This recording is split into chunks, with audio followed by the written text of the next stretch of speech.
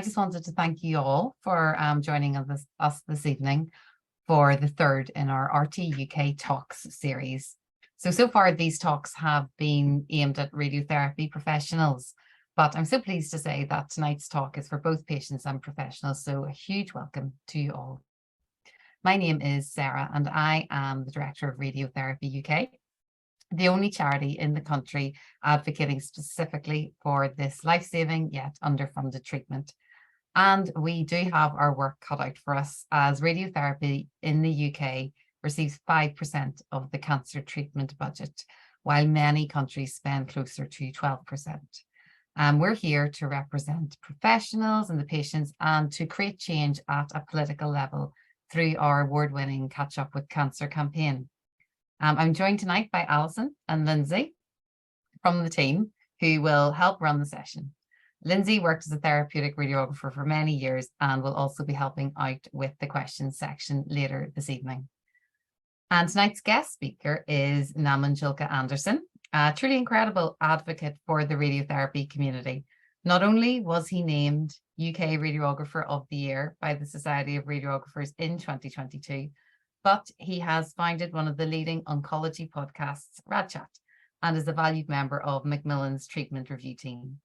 He's been in the newspapers this week campaigning against inhumane waiting times for cancer patients, and we are honoured to say that Naman is an active member of our Champions Network and is captaining RadChat's Miles for Radiotherapy 2023 team this year. He has a really fascinating talk for us this evening that features some excellent insights into equity, diversity, and inclusion for cancer patients, how you can become an ally, and how you can upgrade from assessment techniques like the Fitzpatrick scale and classify skin tones with more accuracy and inclusion. So just before I hand over to Naman, a little bit of relevant housekeeping. Please do use the chat function to introduce yourself and for any comments and questions throughout the presentation. This is such a good opportunity to engage with each other and with Naman. And we're just going to do a quick poll right now to gauge where you are with this particular subject. That should be up now, and I'll just give you a moment to answer the question. Again, this type of feedback is really helpful for us. It's great, lots of responses coming through. That's fantastic. So after Naman's presentation, we do have time set aside for a Q&A session where we will get to as many questions as we can. On our previous webinars, this has been really engaging. So please do take this opportunity to put in your questions and we can have a conversation. And we'll gather them throughout. So if something pops into your mind as Naman was talking about it, feel free to put it in and we'll be gathering them throughout to put to him at the end. We will send out a follow-up email following this webinar with the recording and any other relevant links that are discussed or highlighted throughout. So without any further delay, please welcome Naman Julka-Anderson. Thanks, Sarah. I'll just quickly share my screen. Thank you for a very kind introduction.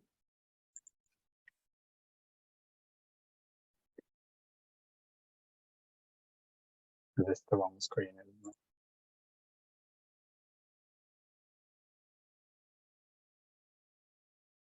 that better? Yeah, that's it. So yeah, hi everyone. Thanks for giving up your Thursday evening. So if you don't know me, as Sarah's very kindly introduced me anyway, I was born and raised in India, moved here in 1999, and then I worked in a lab looking at poo, bone marrow, blood, all sorts of different samples before deciding I really didn't enjoy it. And then I moved into radiotherapy through a master's route. So I now work at an advanced practice level within treatment review. So face-to-face reviews or virtual reviews of patients for psychosocial problems. And I'm also very fortunate to now work permanently 2 days a week for Macmillan Cancer Support within the Chief Exec's office. It's a very long title, which I always get wrong. It's a National AHP Clinical Advisor for Macmillan Cancer Support. So doing lots of different projects for the UK, basically, which is great. And there's a few charities at the bottom that I'm quite lucky to be working with. And one half of my face is fortunately on the logo as well for a podcast. So a few little bits and pieces I'm going to talk about today. So EDI, or quality, diversity and inclusion. I've got a quiz, so it's a Mentimeter. So if you're watching on your phone or something, all you need to do is open the link when I bring it up. I'll go into a bit more about skin, including differences between skin tones, a little bit of history, and then radiation-induced skin reactions, and then how we can improve equity. Just to say,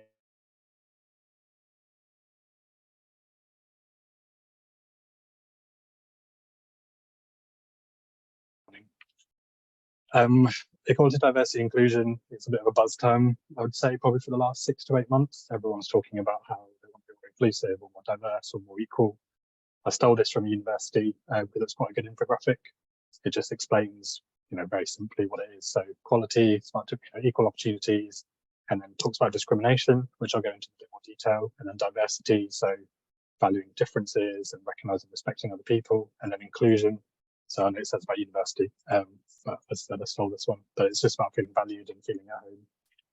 So looking at EDI in a bit more detail, I'm sure we know, or hope you know, the protected characteristics. So with the Equality Act from 2010, all of these are protected characteristics. You could have one or more of them. Most people probably have more than one. And this is where you cannot disqualify people in work or whatever based on these characteristics. So something that's always been there in healthcare as well, we try and be as inclusive as possible. So when we look at equality, I quite like this image. This is what equality means. So everyone's getting exactly the same thing. So you all want to ride a bike, but everyone's slightly different. So everyone's given the exact same thing to get what they want, which isn't necessarily always equal. You might have seen this image before.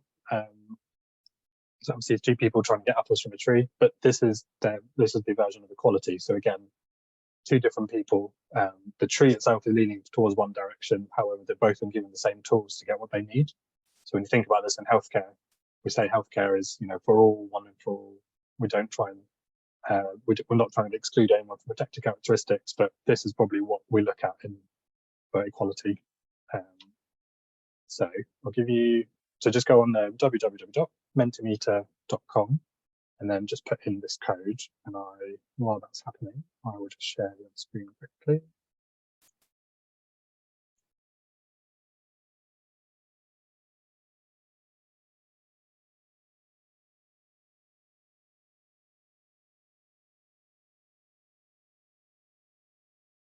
What screen can you see? Sorry. Can you see the quiz screen, Alison and Sarah? Yes, so you can see the quiz screen, and then the code's just at the top. Sorry, yeah, the code's at the top. So 25789433, and then just start doing the question. You can do more than one answer as well. I forgot to say that. Sorry if you've already put your answers in. I've got 5 of these questions, so take time.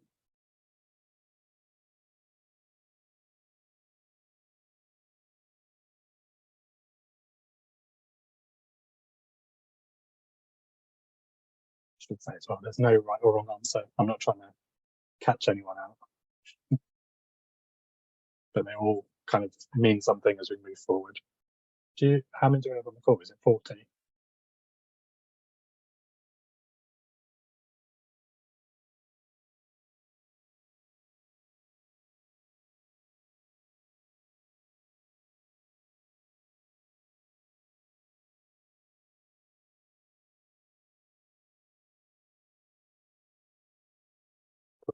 I think that's half of everyone. So quite a provocative question, I know. It is a part of life, I would say. So fine, no one's put that, but don't like it, want to do something about it. Agree. Colorblind, fair enough. I'll leave that as to how it is. So next question. Do you think everyone's skin is the same?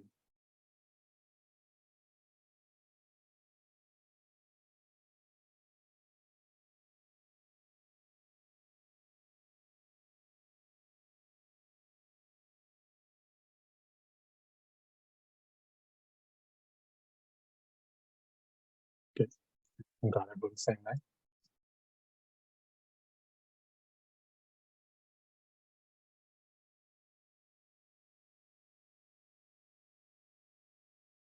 Cool.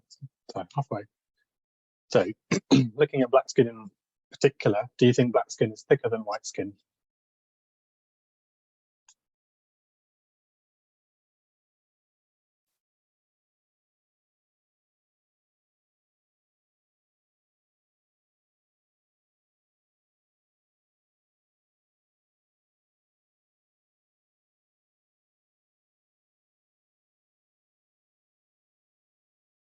Interesting. Okay, one second. So mainly no, and I'll go into this in a bit more detail.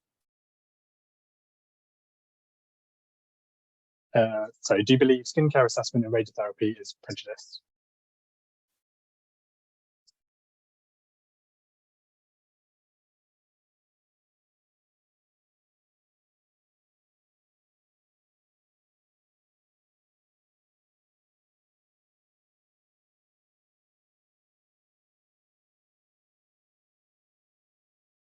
Cool. Mainly yes, that's good. Probably wouldn't be speaking here today if it wasn't, I guess.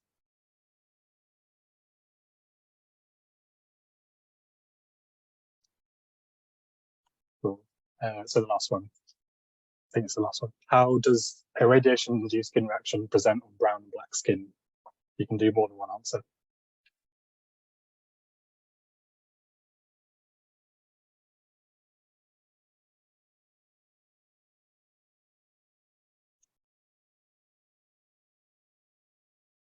Also, if there's anyone listening who doesn't know what skin reaction is, don't worry, I will go into that as well.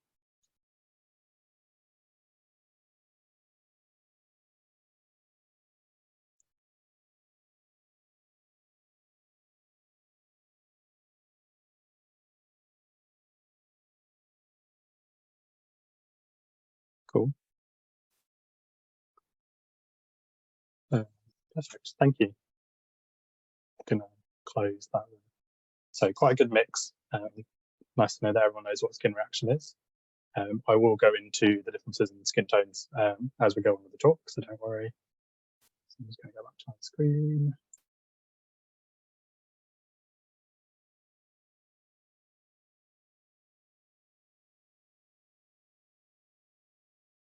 Can you see my screen okay? Yeah, cool. So obviously the focus is mainly about skin. Most people said that everyone's skin is different.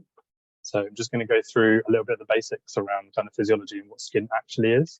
As all healthcare practitioners or even people who don't know anything about skin, it's good to know, especially for the depth of a radiation reaction and why. So you might have heard of a radiation reaction, which I'll come on to being called a burn, but hopefully this will kind of explain why we don't normally like to call it a burn. So for me, in anything around skin, it is really good to have the fundamentals. So understanding that, yes, everyone looks different, but the skin itself is actually very similar. So this is an example of someone with probably a white skin tone, but everything underneath is usually the same. So skin itself is the largest organ in the body. So it's about 15% of your body weight. There's loads of different things that it does. So for example, at the moment, it's quite warm where we are in London. So thermoregulation is really good. As a protection barrier as well. So obviously when you get cut, the protection barrier is open and that's when you bleed, etc. You can get an infection. There's three main layers. So the top layer, which is, I think, roughly about 5 millimeters in depth, is the epidermis. This is made up of something called keratinocytes, which I'll come on to and why that's important, but also stem cells. So when you get an injury or something like a radiation-induced skin reaction, that stem cell level drops because that's where the radiation is starting to target first. And that's why you start to see people having a bit of a delayed healing rate from the radiation-induced skin reaction. I might say RISA because radiation-induced skin reaction is a mouthful. And then the dermis, which is slightly lower down.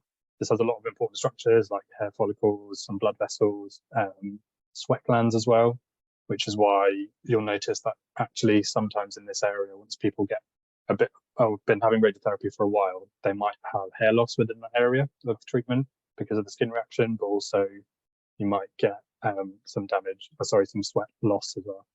And then further down, which doesn't normally get affected by radiation-induced skin reactions or RISA, is the hypodermis, or where the fat layer is.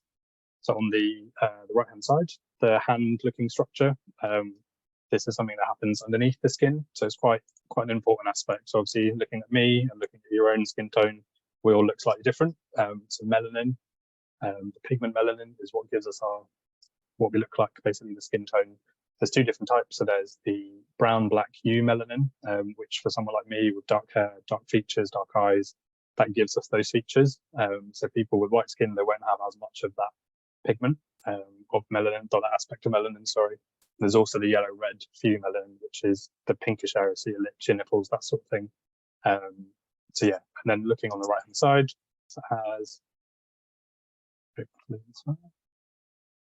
So the yellow lines coming down, if you imagine the top layer where the keratinocytes are, that is the epidermis. So as the sun, for example, just the sun, when it hits the surface, so with rays, it causes more melanin to be produced. So obviously the reaction will be slightly different as to what it shows up on the skin for different people.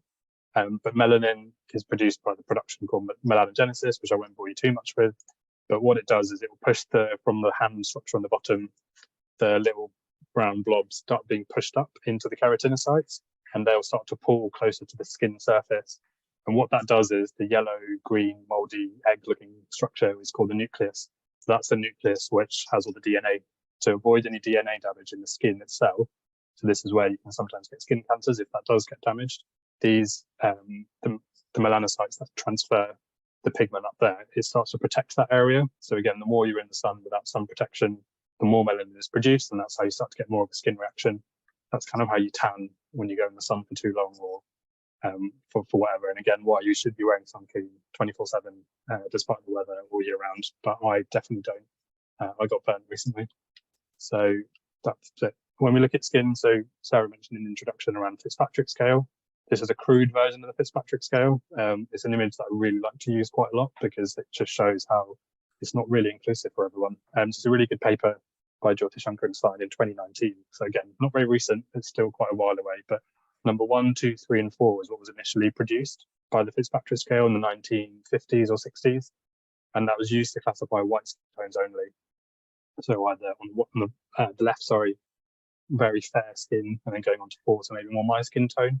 And then eventually number 5 and 6 was added on because they realized that people with brown or black skin weren't being included within this. So there's no research for this.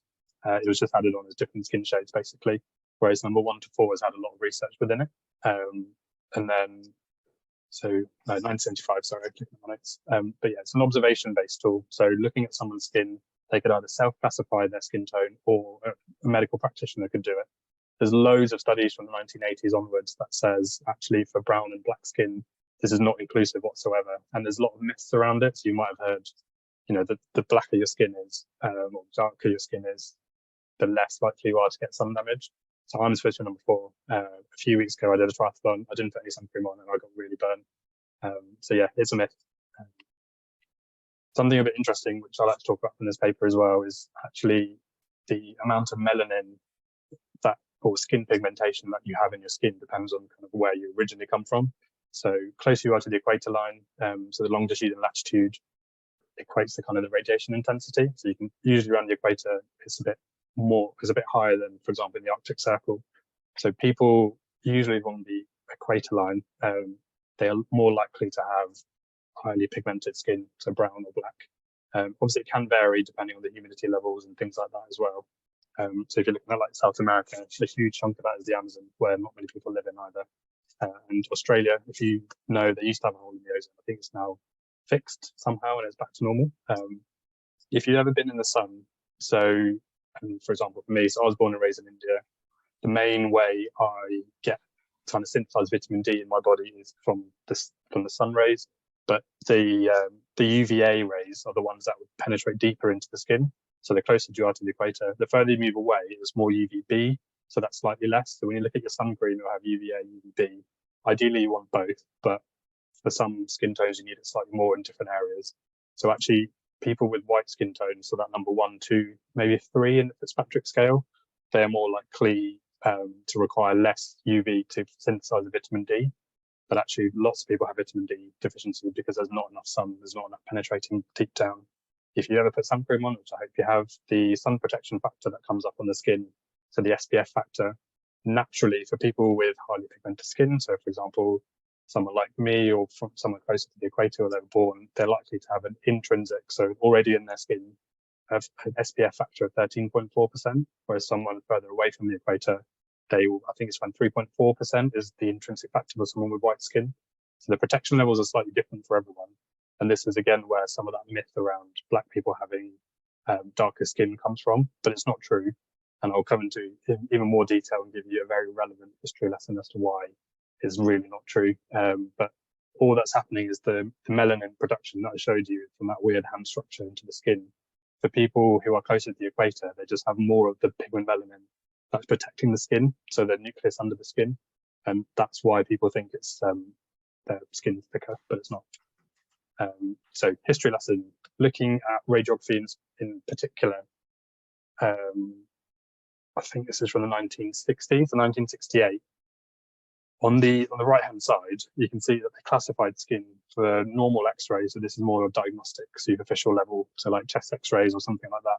So they would always classify the norm. This was from America. So Bavely and Jones in 2022, they looked at this. In America, the norm was an average white person. And then for people with brown or black skin, so exactly as I said, for the myth about black skin being thicker, they would classify people like me, people like my friends who are black, hard to penetrate. And then because of that, so looking on the left-hand side for the general body consideration is for someone, negroid, which is a racist term for a black person, they would require you to increase the exposure of radiation up to 40 or 60% more to penetrate deeper because of that myth. So if you imagine everyone on this call goes for a chest X-ray, I might get maybe 30 to 40% higher than someone who has white skin. One of my friends who has black skin might get 60% more exposure just because they thought the skin was a bit thicker. But the other thing is also for body mass, so waist circumference, body mass index, whichever one that you use, 5 to 15 times more for someone who's extremely obese. Again, obese isn't the best term to be using anyway, but also back in the 1960s, I think obese would be anything, I don't know my BMI scales to be honest that well, but it's not what we would imagine it to be now. But again, just wanted to show you the considerations of what things used to happen. So people used to get a lot higher exposures for radiation just for scans based on these myths around skin being thicker. And obviously you can imagine from a radiotherapy perspective, this sometimes used to equate into the simulation scans and stuff as well. So obviously we're here to talk about radiotherapy. So RISA, this is a really good diagram where shows the skin, obviously the lovely radiation lightning bolts at the top. So if you imagine the radiation hits the surface and it will penetrate to a certain depth to where you want to treat the target volume, tumor, whatever it is. So I talked about the dermis and the epidermis layer. We don't talk about the hypodermis, so the fat layer underneath, because it hasn't shown up in research to cause that much damage to that layer. But this is where you start to see the basement membrane looks a bit wobbly, and that's just because it's becoming slightly kind of less tight because of that radiation damage. So radiation damage lots of different aspects of the skin. So the hair follicles, where the hair might fall out, the sweat glands, you might start to see in the area people don't sweat as much, things like that. And then obviously the melanin production from the melanocytes, so the brown blobs moving up. This is the exact same thing as tanning, so being in the sun for too long. But people with white skin, you'll start to see that it goes a bit redder or pinker first. People like me might be like maroon, maybe a kind of black kind of look. And then obviously people really dark skin, you don't really normally see redness. I know we talked about that in the Mentimeter quiz. But yeah, so as radiation hits the surface, usually I think we're taught that actually a reaction shouldn't happen in the first few days. There's evidence that says that you can get a radiation reaction after 2 hours of the first radiation dose. Very different to what I was taught at university. And usually inflammation where those stem cells in the epidermis layer that are damaged, that can actually happen within probably the first 24 hours that you start to see inflammation. So we'll give you a real life example. So breast patients who are having the accelerated 5 appointments a week, there is a lot of evidence that actually they're getting quite a harsh skin reaction from day one, and then it gets better. But then they have a delayed response, and there might be 2 weeks, 3 weeks later that they start to see more of a skin reaction. There's not enough research about this. So if there's anyone listening and you want to look into it, please do, because I think it's quite necessary and needed. But yeah, that's radiotherapy. So in healthcare, I don't know if there are any patients listening, but if there are, within healthcare, we like to make things easier for ourselves, and we have lots of different fancy assessment tools. So in radiotherapy, there's 2 main ones that are used across the world. Radiation Therapy Oncology Group, RTUK, or a very long one, I'm going to read it, Common Terminology Criteria for Adverse Events, CTCAE. They are slightly different, and in America, CTCAE is more common. I think in Europe, it's a mixture. In the UK, so I led a survey a couple of years ago, and I think over 45% of therapeutic radiographers in the UK use RTUK. However, they talk about the skin reaction, so 1 or 2, so 0 should be no changes. But again, something to point out is no changes can be different for lots of people. Just to make sure we have a baseline. So one is where you might start to see a little bit of a skin reaction. And we talk about this word erythema, which I'll come into in a bit more detail. Erythema means redness. And actually lots of simplified versions of both of these tools say redness. And actually I won't talk about it because I'm kind of saying in one of my next slides. Just wanted to highlight that the terminology, this terminology hasn't changed since I think RTUK was produced in 1995. It's the exact same terminology since then. It might have adapted in other aspects, so for diarrhea or other aspects the tool is used for different side effects across the body, but it hasn't really changed. So I think, so now when we start to consider, how different we all are for our skin tones, how ultraviolet radiation starts that process of melanogenesis and melanin on the skin, and then also how Fitzpatrick scale has been the basis of a lot of tools for skin in dermatology and like this for radiotherapy. You can probably start to see that things aren't really that inclusive or equal, so equality, exactly as I talked about in one of my first slides. And actually the language here isn't that inclusive of all skin tones. So didn't talk about it, but I will now. So consent forms. These are the Royal College of Radiologists. I'm sorry, I know it's quite a busy slide, but the Royal College of Radiologists I think last year, January, they came out with these fantastic standardized consent forms for radiotherapy. So these are just the bits about the side effects and what commonly happens. However, again, they all say redness. So from 2023 to 2022, we've been consenting patients for all these different sites who were black and brown, but for saying redness. That's incorrect clinical information. We're doing it since 2021.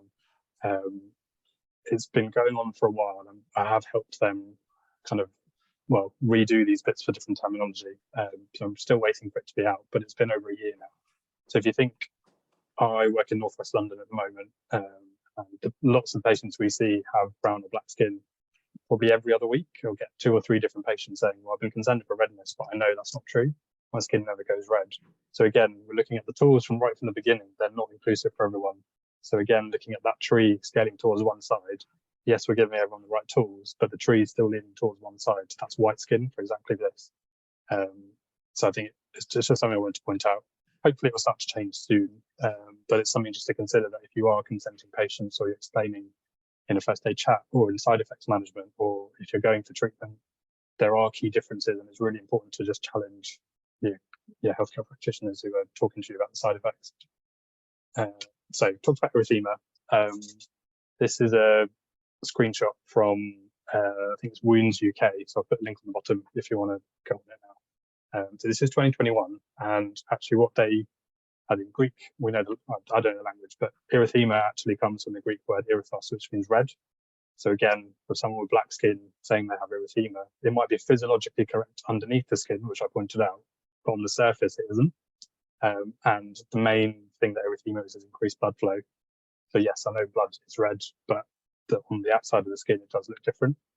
So I talked about the misconception. So with the Fitzpatrick scale, I'm a number 4. I shouldn't burn, apparently, but I do burn.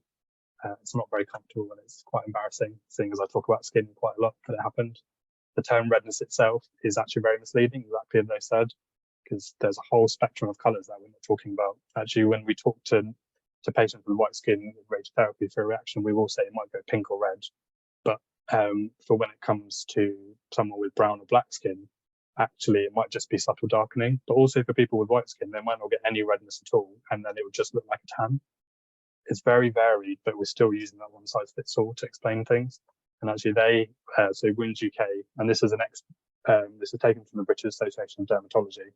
Again, 2021, very, very recent. This is a difference that people with brown and black skin have known for centuries, but it's only now come out with evidence that there isn't a straightforward way to predict erythema on skin. So it's either subtle darkening for brown and black skin, it could be maroon, it could be purple, yellow. I have a friend who has very pigmented skin, and she always says whenever she gets checked up for her eczema, it usually looks grey, and the GP never knows what to look for to understand why her skin is grey and keeps telling her to just wear normal moisturising cream. Actually, it's just a change in the colour of the spectrum for something like this that's happening underneath the skin. So radiotherapy tattoos, just wanted to touch on really quickly. On the bottom left, obviously we say the tattoo is less than a 5p coin, blah, blah, blah, but this is on white skin, and it's what is it? I think it's actually called Indian-ish. So it's very dark navy or black color. And that's what it looks like on a white skin tone.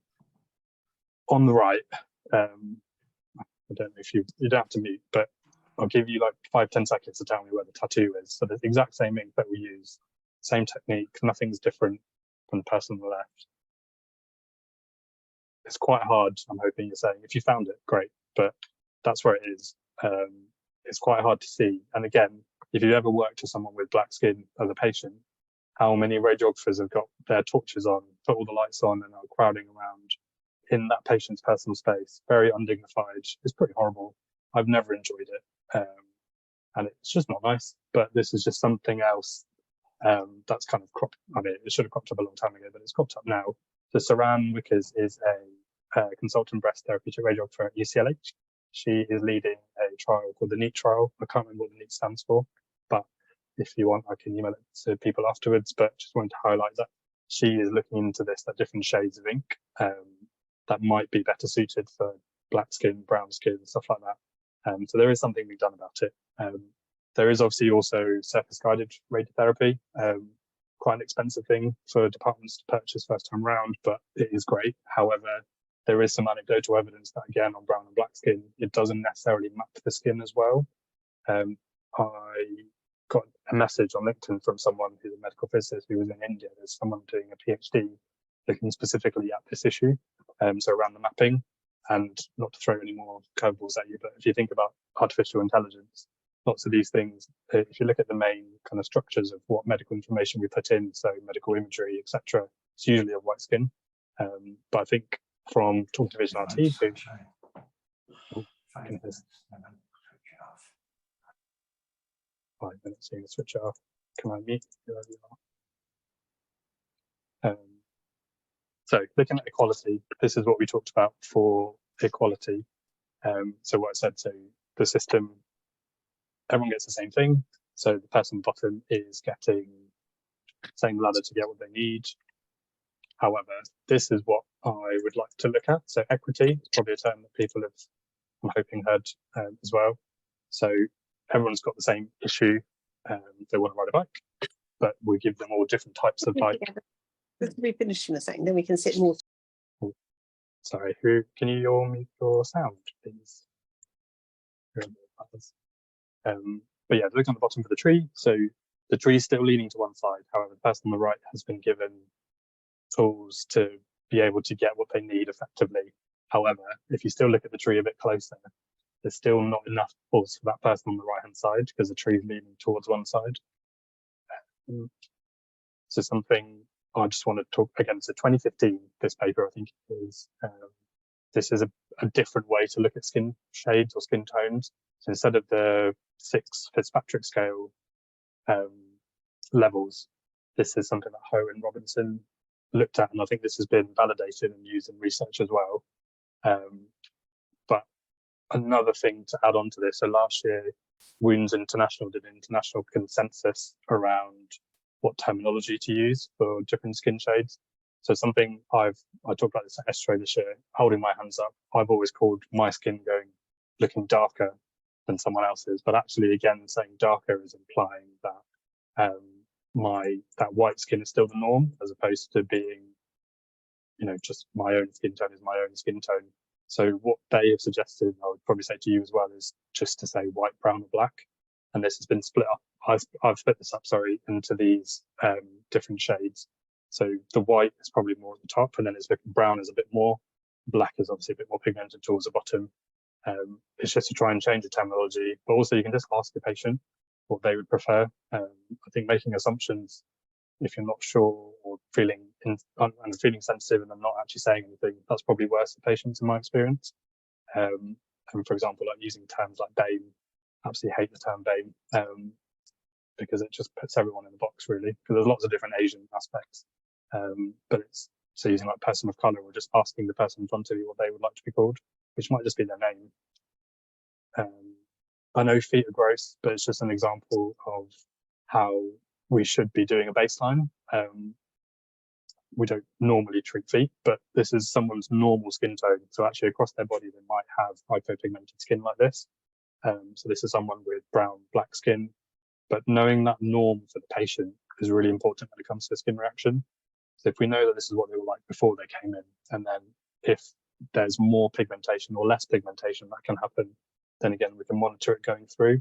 I don't think we use medical photography enough. I'm pretty sure every pre-treatment team has a camera somewhere if you can find the USB to upload the image, but it's really important to get this baseline. And actually most patients will be quite happy to do it because you're monitoring it day in, day out. I know it's quite difficult to do it weekly, but if that's possible, that would really help the patient. Because then again, when it comes to late effects further down the line, in 6 months, 10 years, or whatever, you'll still know what the skin looked like before. So an example is the head and neck cancer patient. So I had a lady who had head and neck cancer last year. She finished treatment 5-6 years ago, and she has brown skin like mine, but she doesn't go out anymore. She only goes out maybe once a month if she can, but hides her face because she now has hypopigmentation from radiation. But that, unfortunately, the GP didn't know what that was. The radiation, the team that she was with, they didn't know what it was. No one knew what her face looked like at the start. So she has struggled for months and months and months, not knowing because no one's done the baseline assessment of it. And the Society of Radiographers, the guidance does say we need to do a baseline assessment. So that is like this, looking at someone's skin in the area. Do they have eczema, psoriasis? That's going to get worse, something like that. It doesn't take too long. I try and do it, and I think it's really important. Going a bit further down the bullet points, so sun damage as well, or even if someone's had a burn in the past in the area, it can mean that the skin within the region of treatment is going to be more susceptible to sun damage or skin damage. Skin bleaching is a common, very strange process that happens. It happens in India, lots of different countries where, again, people want fairer skin. If you haven't been to India, lots of the products will talk about how you can make your skin fairer. And I remember my grandma before, I think when she wanted to get me an arranged marriage, saying that, well, you're very fair, you'll be able to get whatever you want. It's a normal practice, but it's good to know, because actually if someone is bleaching their skin and you're about to give that area radiation therapy and you can see that stark difference, they're going to get a very bad skin reaction. And it's something that I've seen in practice. Middle Eastern population people also do this quite often, but it's just something to consider, just to take away with you. Alternative medicines, there's a lot of different things, obviously, but depends on, I'm going to link it to the normal skincare regime as well. So for some people, for example, from the Mediterranean area, their creams that they use normally for their skin, all of their body might have olive oil in because of how oily or not oily their skin is. But again, for radiotherapy, we need to know this so that we can monitor it going through. And that's kind of where some of the cultural differences will start to come in. Another thing to throw at you, if I haven't overwhelmed you already, is people who cover their skin normally for religious purposes. We don't necessarily know, I don't necessarily get to do skin checks on people from that background, very rarely, but actually sometimes they can have very bad skin reactions because their skin hasn't been out exposed for that often, but it's just something really to consider. When it comes to African skin particularly as well, again, we talked about how people with black skin, their skin isn't actually thicker, but there is some evidence to say that they have more oil glands under their skin, and actually the hair glands in the dermis layer tend to be a bit thicker. So that can cause some people with black skin to have quite oily skin, and this can obviously have a bit of an issue when it comes to skin protection. So if their skin's too oily or it's too dry, it's just something to consider and monitor. But again, that's where the baseline assessment is really important, asking the patients in front of you. So I've stolen this from the Wind International, but it's a really good way to action points to take away about assessment. So talks about baseline assessment. This tool was, this thing that I've stolen is mainly for dermatology, but it works for us 100%, I would say. Exactly, so don't look for redness, but for skin changes. All patients will know their skin better than we do. And actually using the different senses, if you've ever been in the sun recently for too long, you'll know the area that's been impacted by the sun the most because it feels really hot. That's normal. That's how inflammation works. That's our body doing what it needs to do. But for a skin reaction, I'm not asking you in an NHS department to try and get an infrared thermometer, but if you've ever seen any research online looking at it, you can really see the rays coming off an area that's had a radiation reaction, or it's like radiation therapy or whatever. So just touching people's skin is really important when you're looking at skin reaction, And also you need to remember that when patients leave us, they've still got another 12 to 18 hours till they come back to us for treatment. Things might change for them overnight, and actually asking patients to record, monitor their skin I think it's perfectly fine. When breast care nurses were struggling to look at wound healing during COVID, they set up their own NHS.net, line just for images to come through securely, and then they put it on hospital systems. So we can do it as well in radiotherapy. It's not an issue if you get your patient to email their skin reaction that they've noticed overnight and put it on ARIA, Mosaic, or whatever we use. I think it's really important because patients like to be heard and listen, and you're empowering them to do what they need to do as well. So if you're eating, don't eat. I've got a couple of skin reaction photos just to show you the difference between redness and pigmentation. So on the right-hand side is the clear definition of erythema on someone with white skin. You can see the very clear defined radiotherapy edges, which if you're a therapeutic radiographer or dosimetrist, we're very, very proud of, because that's our millimeter accuracy working really well, MLC, etc. We know what we're doing. But that's redness, that's erythema. On the left, obviously, where you're looking just underneath the breast for this lady, that's the inframammary fold where we normally do see some friction or a bit of a skin reaction. So that redness is actually the skin layer underneath. If you ever grazed a part of your body, that's what's happened. But the rest of it, I mean, please correct me if you think I'm wrong, but I can't see any redness. So I don't see how an RTUK or CTCAE scale would work for something like this. And obviously that's why I'm here shouting about it. But this is the very, very obvious difference. And you can see how much, darker or pigmented this lady's skin is compared to her abdomen or her contralateral, her opposite breast. That's a skin reaction. That's how much it can really look like. And actually, for someone like this, they will probably be in a lot of pain, and you'll be able to touch their skin if they let you in consent, etc. But you'll be able to feel and know exactly how much warmer it is compared to their abdomen or the other breast. So hopefully visually, this kind of shows you quite nicely how it's very different. So this is what I want. So fixing the system. So the tree is no longer bent. There's apples everywhere. Everyone's got what they need to get what they want. This is justice. So you talked about equality, equity, inclusion, diversity, blah, blah, blah, all of the terms, but this is what we should be going for. So if the tree is the lack of representation in medical imagery or tools and assessment things that just don't work for all skin tones, this is what we have to do to fix it, is fix that system, give everyone what they need. So it's still equality, equity, diversity, inclusion, everything in one. So I'm just going to go through something that I've been working on in my own time, but for using the Hohen-Robertson skin shade, so that I'll just quickly run through, so got all of them, but I'm just trying to get this validated. Hopefully Radiotherapy UK will help, and an industry partner as well. But looking at the different kind of amount of grey, so radiation, the amount of radiation that we give, so early, moderate, early, moderate, blah, blah, blah. But this is for the white skin tones that I showed on the Hohen-Robertson scale. So you might get faint redness, faint pinkness, which will develop into either hyperpigmentation, which just means the skin's darker, or it might be red.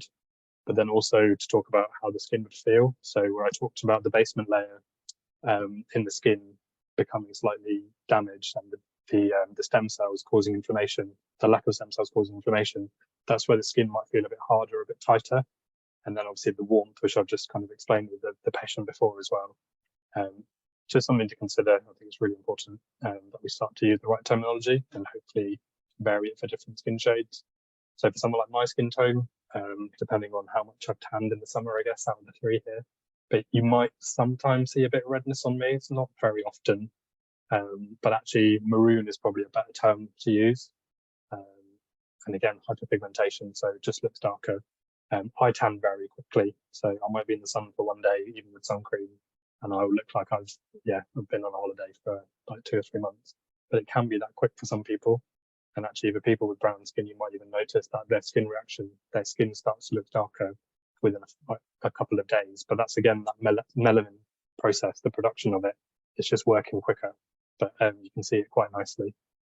And then for brown, so probably dark brown, black skin, there's different color spectrums that we need to think about. So sometimes you can go yellow, sometimes you can go purple. You can also look gray, as I said, with a friend who's got eczema. You can also start to see a bit of maroon color, but this is where the sensors are really important. So touching the area or asking the patient if they've noticed, you'll definitely know that it's harder, it's tighter, but the warmth is really important. And actually this crosses over into, so Wounds UK, some of the info that I've stolen from, but they, this is what they talk about. So where the for diabetic foot ulcers, for example, you're never going to see redness, but they've started to use the sensors more, and they're finding that actually people with black skin who've had diabetic ulcers, they've been missed a lot for decades, basically, and they probably could have had their toes kept and things like that. But it's because of using tools that aren't inclusive for everyone. So just going to highlight it again. Hopefully that's my way of trying to fix the system. I'm sure if you've heard me shout about it, it does infuriate me that we're still in 2023 not inclusive of all skin tones, but hopefully we'll start to get there and things will start to improve. So yeah, in summary, I've stolen this again. It's quite nice when other people are doing some really good things too, but simple language. I know I use the term hyperpigmentation, but saying brown, black, yellow, whatever it is. Some people know what pigmented means, some people don't. It's a term that I quite like to use when it comes to a professional level, but for patients, you need to alter your terminology a little bit. When we start to think of different patients from different backgrounds where English might not be their first language, using the caregiver or interpreters to make sure you do understand a good baseline of their skin, tell them what's going to happen, and hopefully now giving you the tools to say if someone has brown or black skin, it's not just going to be redness, there's other things to look out for. Yeah, making sure everyone understands. So this will obviously cross over for pediatric patients, teenage young adults as well. It's for all skin tones. To give an example, there was a health visitor. We did a podcast about this a while ago on RadChat, and they did the CPD stuff and reached out and said, actually, knowing the difference between redness, brown, black skin, everything, it's helped her as a health visitor with children. I think even maybe this is just me trying to get deeper from the surface, but there's tools in physiotherapy that still say redness. It kind of crosses over everywhere, but it's just really important, hopefully, with the tools I'm trying to show, that we can't keep putting patients in boxes exactly as it says here. Also, you can just ask the patient what they like to be called and what they want for their skin, what's normal for them. If they've ever had a sun reaction, like sun damage or whatever, then they can tell you what it normally feels like, because it's similar to radiotherapy. But yeah, references. Thank you. It's my email and Twitter. If you want to chat, disagree, agree, anything. The link on the bottom for the Just Giving, I stupidly signed up for a full distance Ironman. I'm raising money for Radiotherapy UK. If you fancy giving me some money out of pity, I'd really appreciate it. I've got less than 2 months to go till I do it. But yeah, thank you very much. I'll stop sharing. Thank you so much, Naman. That was really, really fascinating and really thought-provoking, and also lots of practical, advice and tools that people can take away and implement in their departments. And we've had lots of questions and lots of engagement and comments through the chat. So if we'll just crack on with that now, and if I can pass over to Lindsay, I'll let Lindsay put forward the first set of questions. Yeah, just a couple of things really that you might be interested in, Naman. But Eloise, a lead review radiographer in Cheltenham, said that she's got a colleague doing an MSc dissertation looking at the skin reaction of 5-fraction breasts. So that's amazing to hear. Something that hopefully we'll see some results and hopefully see what they come out like. On the back of that, actually, Diane has said that she agrees with you in terms of seeing a very early quick reaction and then things settling down, and then seeing much later reactions in those 5-fraction breasts of sort of 4 weeks and longer later. So that's kind of clarifying some of the things that you're saying, that obviously people are seeing similar things. So it's that's something really that we good started to pick up, I think, a year ago. We started to pick that up. There's a few patients that I've worked with, and with brown or black skin, they've noticed that they got skin reaction way past the 14 days that 10 to 14 days that we suggest that the reaction will peak. But again, unfortunately, because of that, they were in the grey area where people weren't sure if it was a skin reaction from radiation or something else. But yeah, it's good to know people are looking into it, because it is really, really important. Yeah, amazing. Another comment from Diane was that they use SGRT on all of their patients, and that it seems to work quite well for really all skin tones. So they don't use tattoos at all anymore. So that's an interesting point. That yeah, brilliant. that kind looks like it's more the future of where we want to move into, tattooless treatment and using tools like SGRT. So that's quite a positive affirmation that is a good way forward for all. It is for the UK. I completely agree. But if you think of Africa, it's not going to happen. And actually what they do is they copy everything the Western world does. So if you friends and colleagues who I know who are radiation therapists in India, I asked them for their skin protocols and they just said they just use redness or whatever, but now they're starting to change it because they've just copied what we do. And that's the same in Africa, where places might only have one linear accelerator. They're very unlikely to get surface guided. So I think it's great, but we need to do more work in this area at the same time. Same with like tattoos. There's lots of different things that are coming out, which I think are less permanent than the options we have. So yeah, things are definitely changing. Obviously, I'd like them to be a bit quicker. And that's interesting because Pat, Professor Price is also talking about this would be really good internationally as international guidance, and that might be something we try and tie in with the GCR and their work with standards within cancer plans for radiotherapy, because it's so important. And as you say, if the lead is being taken from the UK and other European countries, then we want it to be right for patients, here and globally. And I suppose one of the things off the back of that is Tim was asking, kind of saying this would be really good, valuable work with the College of Radiographers, and just wondering kind of what work you've been doing with them and how the implementation of this out through departments and through that as a platform. Yeah. So I led a survey. It's almost been 2 years. I'm still finishing writing it up with so Dr. Rachel Harris and Prof. Heidi Price and Corinne, who works at the Society. So from that, a lot of this evidence has started to come out that actually across the UK, I think the difference was when we compared confidence levels between so let's say everyone here who's a therapeutic radiographer, how we would assess a skin reaction on a white skin tone as opposed to brown and black. People were 72% confident looking at white skin tone, but only 46 for black. So for black or brown skin tones. So that's, again, to get anywhere in research, you need that grounding kind of evidence from the beginning. So now having that, working with the ESTRO, so European, let me get this right, Society of Radiotherapy and Oncology. So part of their new skincare guidelines that are coming out, and one of like Heather Nisbet as well, one of the society members who are working with that. So there is a lot of crossover. But obviously the 2020 guidance that came out by the Society of Radiographers was already really good gold standard. On the patient leaflets as well, it does say your skin will either go redder or darker. But they already had that terminology in there, which is really good to see. So yeah, I think I'm always going to be biased because I'm working with them for this sort of stuff. But there's a lot of things. I think webinars like this is the next thing on my very long to-do list to do with them, hopefully at some point this year. Great. And I suppose there's just a few things coming through then, almost off the back about that, but how that actually becomes embedded within learning and teaching, to become like best practice within the departments.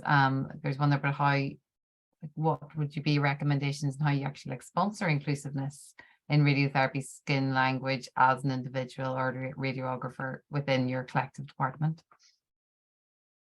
Things like the consent forms. Not everywhere uses the RCR, so the Royal College of Radiologists consent forms. It might just be good to have a look at your own and see what it says there in the side effects. That's probably a good start, because if it still says redness, it's unethical to be consenting brown or black patients with something that says redness because it's not true. So that from a governance perspective, that's a good place to start. If you have, I think most places will have a internal skincare protocol. I think I saw Poppy was in, who talked to you about this as well, but just changing the terminology. While there isn't anything specifically for radiotherapy yet, I'm working on it, but the stuff that I've used, like Wounds UK, Wounds International, their terminology is all based from dermatology, but it's the same thing, it's skin. So if you can start to reference those until all of like the different works that are starting to come out, hopefully this year and next year, then starting to evidence it, you'll start to cross over. I think, to be honest, now that you have the power and you know the difference, in a way, it's kind of your responsibility to help your departments as well. I'm not trying to put it back on you, but it can't just be people like me always shouting about it at webinars. If you've got the information, we need to do it. speak to your different patient support groups as well. There'll be PPI groups from the research, like the research groups within the hospital, speak to them, or if there's a radiotherapy evening, stuff like that. Yeah, can't just be people like me and all the other people in the SCoR skincare guidelines, everyone else. Now you've got this knowledge, you need to start pushing in your own departments a bit too.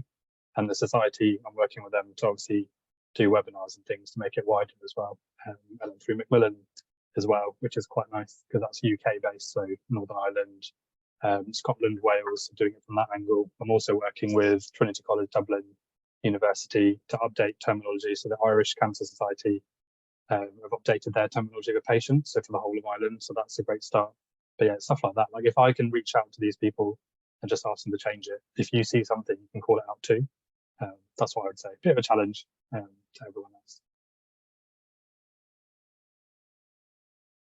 That's I mean, it's so true. Everybody has to be involved in this and take it forward and take elements of responsibility. So that's really, really strong. And you're so busy, Naman. I don't know how you managed to put everything in. But Lindsay, was there anything else coming through there that question-wise? Sorry, Yeah. I was on mute. Yeah, there's one question here saying you showed an example of query and RCR consent citing erythema. What consent was it? What site? Sorry, I didn't get that at the beginning. Oh, sorry, I should have said. So that was I did the 4 main sites that usually get more of a skin reaction. So breast, head, neck, gynae, and I think lower GI are those ones. I'm pretty sure. I mean, I forgot the lady's name, RCR, but they should all be updated because I've updated the terminology with them hopefully this month or next month. So they should start to come through. If you go on the Royal College of Radiologists website for the consent forms, I've written a blurb there which highlights the differences in skin tones anyway. So the information is kind of there in the interim.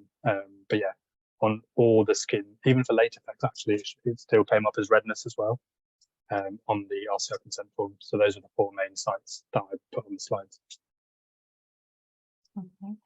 Okay, just aware of the time here. So again, there's really strong comments coming through about the idea of asking patients to email through the photos, and even having the discussion on the phone doesn't actually give you an idea of what they're talking about, and actually being able to have that visual aid is so useful. And I think it also, from the perspective of patients, it's really helpful to know that that's something they can do, to make them feel more involved in their care as well.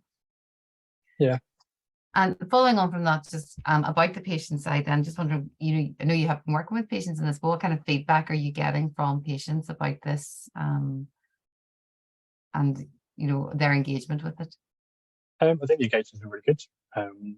Skin reactions, I think as healthcare practitioners, we might not understand psychologically how much of an impact they can have on people. I had a patient who couldn't go to her daughter's wedding because she couldn't put her wedding outfit on because the skin reaction in the breast area was that sore. But that's the impact they can have on our patients if they're having 5 appointments or 6 weeks worth of treatment. So just understanding that to begin with is, I don't know, it's just sad, to be honest. So it's 2023, I keep saying it. I don't think we talk to our patients enough about the psychological aspects of things. And again, if you talk to a brown or black patient and you say to them, I'm really sorry that you signed a consent form which isn't actually inclusive for your skin tone, there's a lot of anger there. And this crosses over into prostheses as well. So I had a patient a couple of years ago, very lovely lady who had very black skin. And when I went to do her test examination just to check the skin reaction, her prosthesis was white, but that's all she was given. And that was only a year and a half ago. But that's the level that if you start to speak to your patients about stuff like this, it goes really deep. And actually we're very, very, very far behind making sure that everyone has access to what they need. So there is some work with the Royal Marsden and Black Women Rising looking at different shades of breast prostheses now. But again, that's still 2023. We're still very far behind. But overall, I think from a skincare angle, there isn't a lot of patient-reported outcomes. So we might ask a patient how their skin is, but we rely on our own. So exactly as I said, that we rely on how we look at it, how we assess it. But the patient will know if their skin reactions got worse overnight. So I think, yeah, we need to ask them a bit more. That's usually the feedback I get when I speak to patients. And we're looking forward to supporting you on that patient engagement piece and being able to move forward with that. So it's really, really important work. So thank you so much. So thank you so much, and Naman, what a fascinating presentation. Just before everybody goes off for the rest of the evening, I'd just like to take a few minutes just to share some updates from our end. You'll see in the chat that we're asking you to share just one takeaway from tonight. Please do let us know what this is, as it's really, really useful feedback for us. We'd also like to, sorry, that's me going too far ahead here. Okay, apologies. Here we go. Oh, I'll let Lindsay look after that. I'll take it back. Thank you, Lindsay. I'll let you look after that. So yeah, we just want to draw your attention to our recent international comparisons report on radiotherapy services. So that's on our website now, and really worth a look if you want to understand the campaigning element of what we do at Radiotherapy UK. We were down in Westminster last week to launch that report, and we spoke to some MPs from across the party spectrum who really cared deeply about this issue. So please do know that we're working our socks off here to try and help you to get the equipment and the staffing that you need to continue your work, saving and changing lives.